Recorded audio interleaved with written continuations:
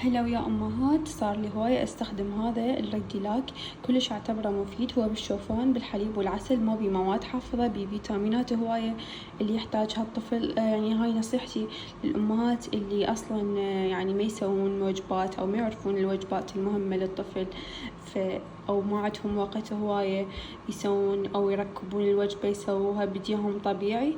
فإنه هذا يعني يعتبرونه همينة وجبة طبيعية، ما بي يعني ما بي مواد حافظة، ما بي ألوان صناعية، وبي فيتامينات ومصدر ألياف، يعني كلش تفيد عظام الطفل وتفيد الجهاز الهضمي مالته، ويعني بخوش مكونات للطفل.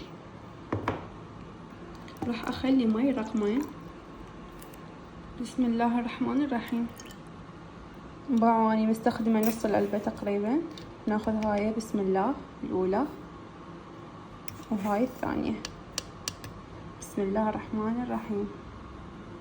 هسه راح نخلطهم. هذا القوام الأخير تقدرون تعتبروه كوجبة وبالعافية. أعتقد موجود بكل مراكز الحليب وتقدرون تشتروه، سعره 5000.